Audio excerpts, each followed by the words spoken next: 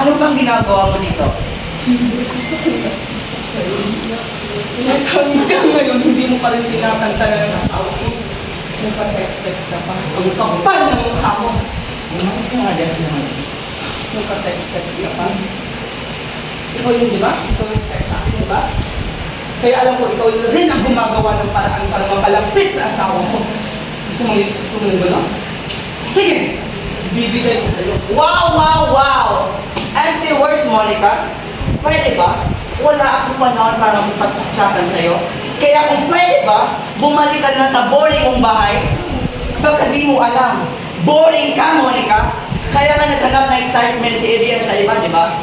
Teka nga, ba't ka ba nandito? Umaasa ka pa rin ba? Na mamahalin ka niya? Akin siya! Akin siya! Akin ang si Evian! Akin siya! Wala sa'yo, Nicole! Akin ka ang asawa ko, Nicole! May naman mo kita. Hindi na lang sinasabi. Kahit ikot-ikotin mo ba ng mundo, naging akin siya. Ikaw lang naman ang naniniwala sa sarili mo eh. As a matter of fact, kung naging asawa ka niya, ba't ka niya niloko? Mahal ka? Ba't ka niya niloko? May pamilya kayo? Ba't ka niya niloko? Sa'yo siya? Kung sa akin siya pumunta. Malandi ka? Malandi ka!